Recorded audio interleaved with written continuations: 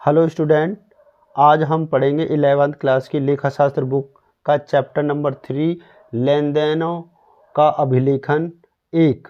और इसके अंदर हम एक टॉपिक है हमारा लेखांकन समीकरण।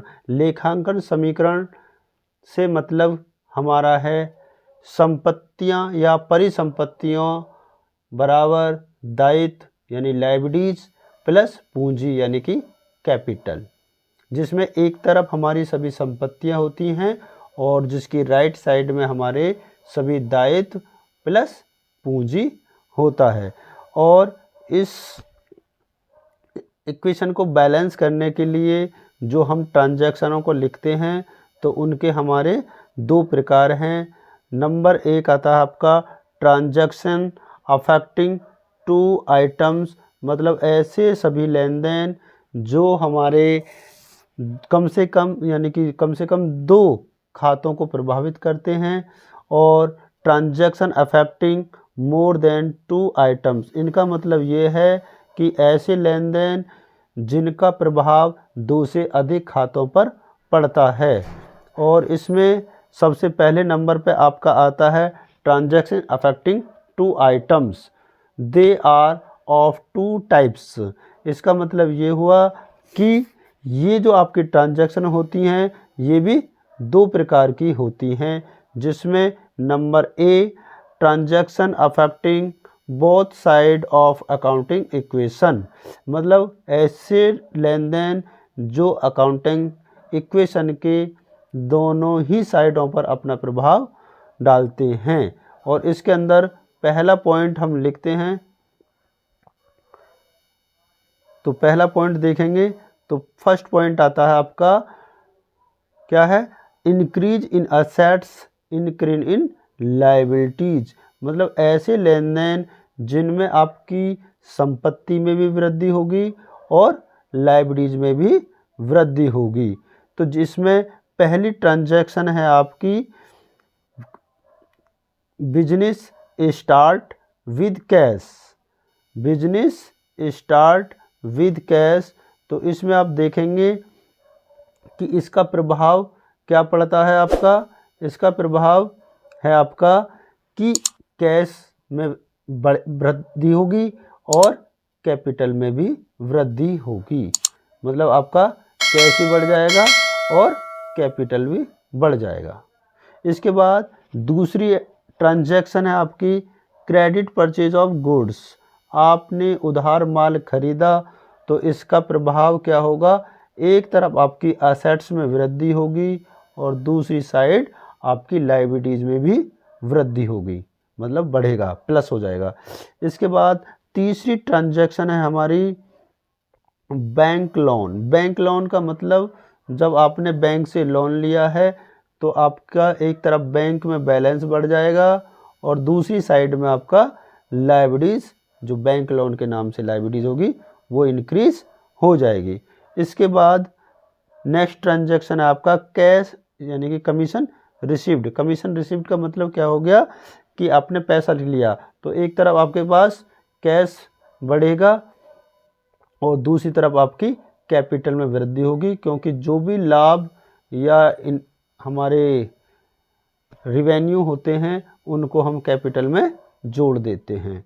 उसके बाद नेक्स्ट जो सेकंड पॉइंट आता है आपका वो है आपका decrease in assets decrease in liabilities, मतलब ऐसे सभी लेन देन जिनका प्रभाव हमारी असेट्स में कमी करता है और उधर लायबिलिटीज में भी कमी करता है। तो इसमें पहली जो ट्रांजैक्शन है वो आपकी हो जाएगी पेमेंट टू क्रेडिटर्स, लेनदारों को भुगतान किया, जिससे आपका कैश भी कम हो जाएगा और लायबिलिटीज भी कम हो जाएंगी।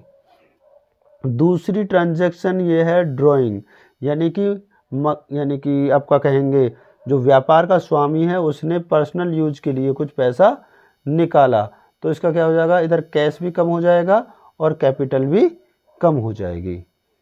नेक्स्ट पॉइंट आपका ब्रॉड फर्नीचर, यानी bought furniture for personal use, यानी कि व्यापार के स्वामी ने पर्सनल यूज के लिए फर्नीचर खरीदा तो आपकी इधर कैश कम हो जाएगा और उधर कैपिटल कम हो जाएगी। नेक्स्ट है रेंट पेड। रेंट पेड किराया दिया, खर्चा हो गया, तो आपका कैश भी कम हो जाएगा और उधर कैपिटल भी कम हो जाएगी। इसके बाद नेक्स्ट है आपका डेप्रिसिएशन ऑन मशीनरी, मतलब आपकी जो मशीनरी है उस पर हिरास लगाया गया, तो इसका है जब हिरास लगेगा तो मशीनरी के मूल्य में कमी हो जाएगी और उधर ये खर्चा हो गया है तो कैपिटल में से माइनस हो जाएगा। आगे आगे पढ़ेंगे हम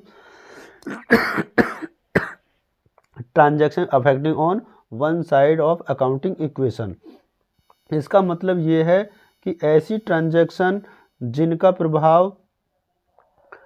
प्रभाव आपकी जो एक अकाउंटिंग इक्वेशन है उसकी एक ही साइड में पड़ता है, तो वो ट्रांजैक्शंस कुछ इस प्रकार हैं।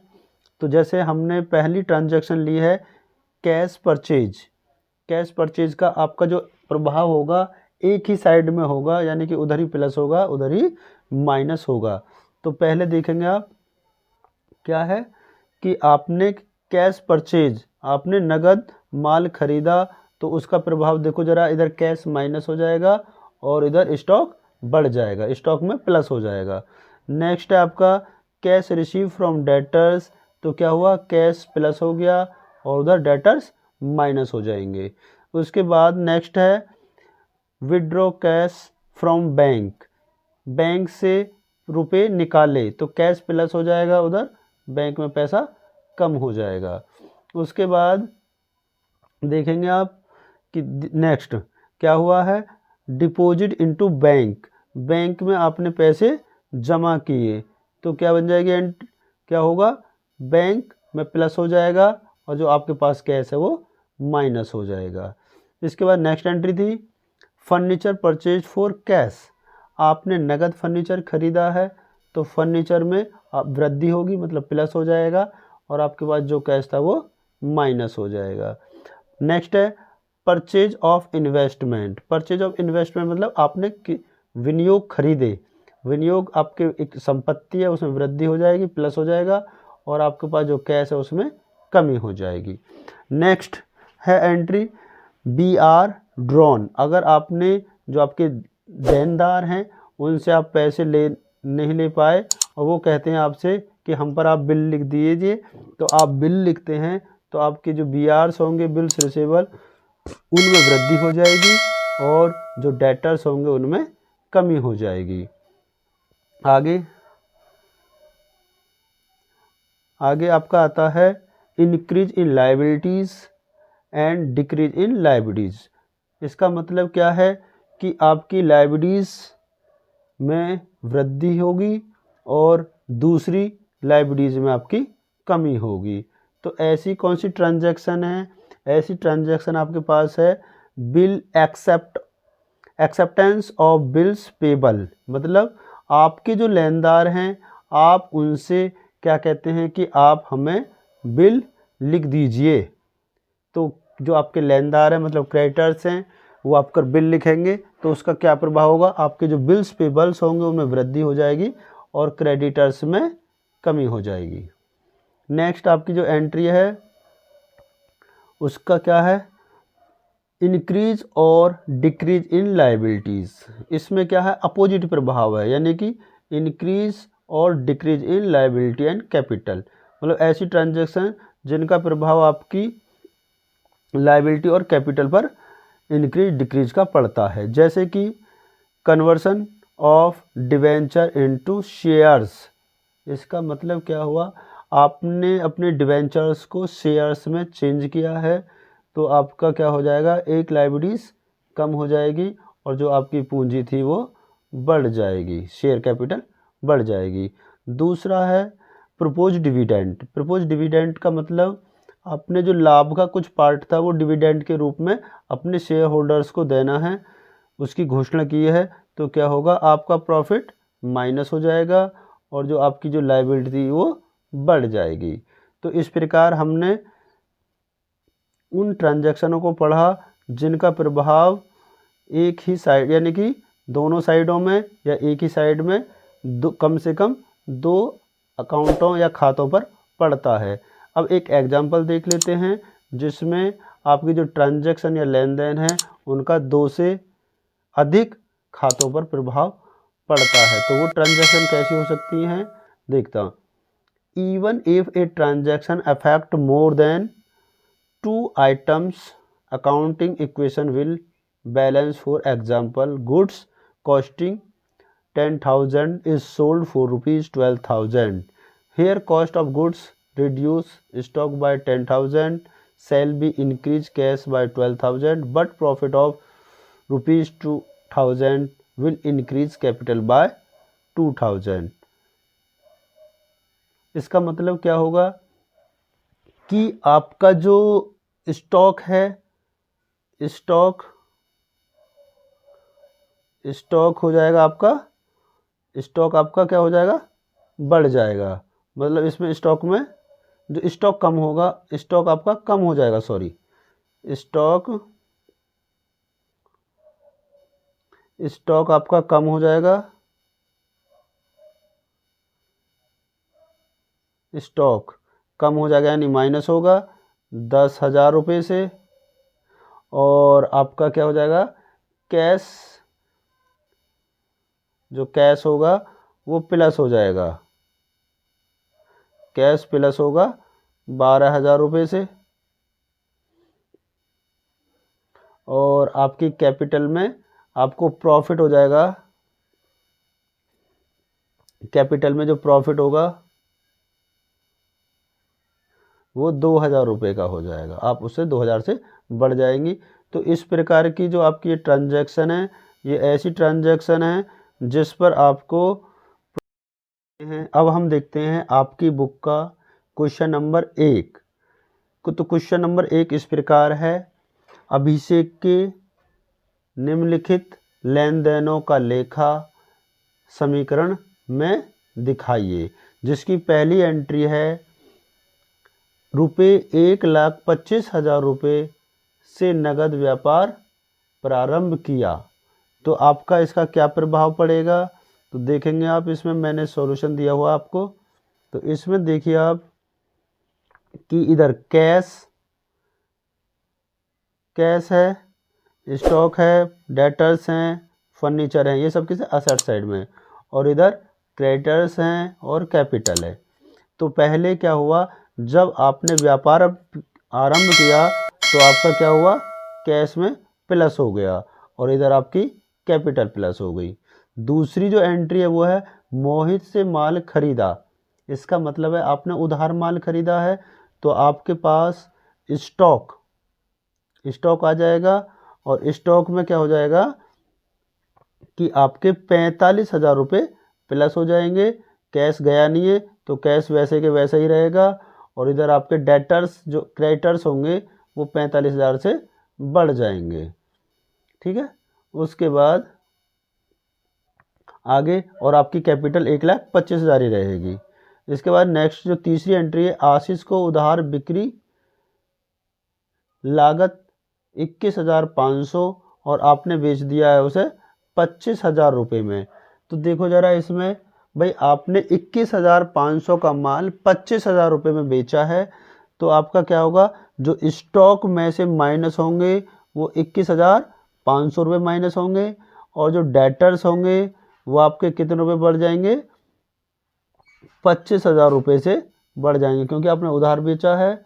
और इधर आपको कितने रुपये का प्रॉफिट हो जाएगा, 25,000 माइनस 21,500, तो आपको प्रॉफिट हो जाएगा, आपकी कैपिटल में इंक्रीज हो जाएगा 3,500 रुपये प्लस हो जाएगा। तो इस तरीके से अब आपकी जो कैपिटल इस तरीके से रहेगी, 73,500 आपकी कैपिटल हो गई, और आपके क्रेडिटर्स वही रहेंगे 45,000 के। इसके बाद और आपका ये क्या हो जाएगा, इधर जो टोटल रहेगा 1,25,000 आपका कैश रहेगा, और 23,500 का आपका स्टॉक, 25,000 के डेटर्स रहेंगे। नेक्स्ट जो चौथी एंट्री है उसमें आपने क्या किया है, कार्यालय प्रयोग के लिए फर्नीचर खरीदा है। तो कार्यालय प्रयोग के लिए फर्नीचर खरीदा है तो आपके पास फर्नीचर आएगा। तो आपका फर्नीचर क्या होगा, ये फर्नीचर आपका एसेट साइड में प्लस हो जाएगा और इधर आपके कैश में से 15,000 रुपये आपके माइनस हो जाएंगे। ये एसेट साइड में दोनों इफेक्ट होंगे या प्रभाव पड़ेगा। इसके बाद जो आपकी जो फाइनल इक्वेशन आएगी, जो टोटल आएगा वो 1,73,000 रुपये इधर का आएगा और 1,73,000 रुपये आपका लाइबिलिटी साइड का आएगा। अब आगे जो नेक्स्ट एंट्री है आपकी 5वीं, मोहित का हिसाब चुकता किया। मोहित का हिसाब चुकता किया है आपने कितने में, 43,500 रुपये में।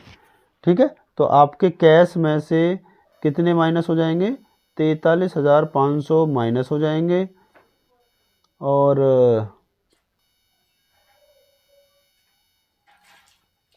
कैश में से 43,500 माइनस होंगे और आपको डिस्काउंट भी मिला है।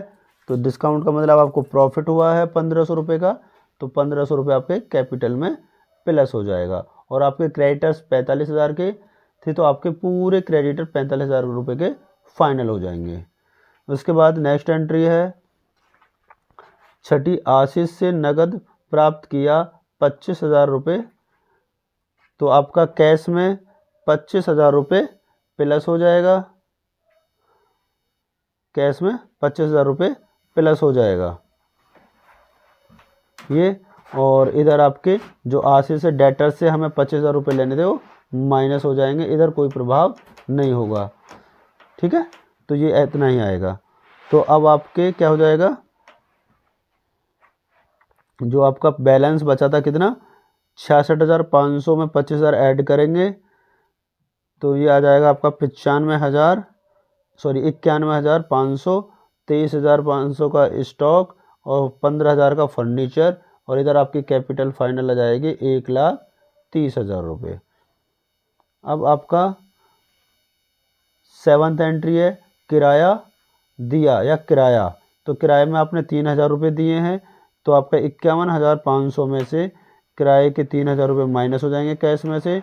23,500 में कुछ इफेक्ट नहीं होगा, 15,000 में कुछ नहीं होगा और इधर कैपिटल में से आपके 3,000 रुपये माइनस हो जाएंगे। तो बचेगा आपका 1,27,000 और इधर बचेगा आपका बैलेंस कितना, 88,500, 23,000 और 15,000। नेक्स्ट, और ये लास्ट ट्रांजैक्शन होगी आपकी व्यक्तिगत व्यय हेतु नगद निकाले। नगद निकाले मतलब कैश निकाला है पर्सनल यूज के लिए, तो ये ड्राइंग हो जाएगा। ये आपका कैश में से 5,000 रुपये माइनस होंगे और इधर आपकी जो कैपिटल होगी उसमें से भी 5,000 रुपये माइनस होंगे। इस प्रकार का पूरा हम कैलकुलेट करेंगे तो आपका जो कैश आएगा वो आएगा 83,500, स्टॉक 23,500 और फर्नीचर आएगा 15,000 रुपये और आपकी कैपिटल आएगी 22,000 रुपये। तो इसका कैश 83,000 प्लस 23,500 प्लस 15,000 को अगर हम ऐड करेंगे तो इनका टोटल 22,500 ही आएगा। अब हम देखते हैं इसके बाद क्वेश्चन नंबर 2। क्वेश्चन नंबर 2 इस प्रकार है, लेखांकन समीकरण के माध्यम से निम्नांकित सौदों का प्रभाव परिसंपत्तियों, देयताओं और पूंजी पर दिखाइए। इसका मतलब यही है कि आपको लेखांकन समीकरण तैयार करनी है। तो इसकी पहली जो एंट्री है वो वैसी है सेम जो आपके पहले क्वेश्चन में थी। क्या था, नगद राशि से व्यापार प्रारंभ किया 2,40,000 रुपये। तो 2,40,000 से आपने व्यापार प्रारंभ किया है तो ये आ जाएगा आपका 2,40,000 रुपये कैश में आ जाएगा और 2,40,000 आपका कैपिटल में आ जाएगा। इसके बाद टोटल करेंगे तो 2,40,000 इधर और 2,40,000 इधर आएगा। फिर उसके बाद आता आपका नेक्स्ट, लाभांश की प्राप्ति 20,000 रुपये। तो लाभांश आपका आया है तो इधर कैश में प्लस हो जाएगा आपका 20,000 रुपये 2,40,000 में और इधर आपका कैपिटल में प्लस हो जाएगा 20,000 रुपये। तो आपका टोटल आ जाएगा 2,60,000 कैश, 2,60,000 कैपिटल। इसके बाद तीसरी एंट्री है आपकी फर्नीचर खरीदा 10,000 रुपये का। फर्नीचर खरीदा मतलब संपत्ति खरीदी है, तो आपके पास संपत्ति आ जाएगी 10,000 का फर्नीचर, और आपके कैश में से माइनस हो जाएंगे 10,000 रुपये। तो आपका क्या हो जाएगा, 10,000 माइनस करेंगे कैश में से और इधर प्लस करेंगे, तो आपकी टोटल जो असेट साइड आएगी वो 2,60,000 ही आ जाएगी, और कैपिटल भी आपकी 2,60,000 ही रहेगी। नेक्स्ट आपका फिर नंबर 4, ब्याज प्राप्त किया। ब्याज प्राप्त किया है तो क्या होगा, आपके पास कैश आया है, तो आपकी जो कैपिटल जो कैश था वो 2,50,000 का था, उसमें 8,000 जोड़ देंगे, और फर्नीचर आपका 10,000 अलग रहेगा। तो आपका ये टोटल हो जाएगा एसेट साइड का 2,68,000, और आपकी कैपिटल में भी ब्याज जुड़ जाएगा 8,000, तो आपकी इधर कैपिटल हो जाएगी कंप्लीट 2,68,000 की। आगे जो आपकी पांचवी एंट्री है, निकिता से उधार क्रय। उधार क्रय किया है तो आपके पास स्टॉक आएगा, और इधर आपके डेटर्स बढ़ जाएंगे। तो हमने कितने का 65,000 रुपये का माल खरीदा है, तो आपके पास स्टॉक आया 65,000 का, और इधर आपके पास क्रेडिटर्स बढ़ गए 65,000 रुपये के। ठीक है, उसके बाद नेक्स्ट एंट्री है, नेक्स्ट में क्या हुआ है, आहरण। छठी एंट्री में आहरण किए हैं, तो आहरण में क्या होगा आपका 15,000 रुपये के, तो 15,000 रुपये आपके माइनस हो जाएंगे कैश में से, और इधर आपके ड्राइंग में से माइनस हो जाएंगे 15,000 रुपये। ठीक है, तो इधर आपकी जो कैपिटल फाइनल आ जाएगी 3,18,000, और इधर आपकी कैपिटल आएगी 3,18,000।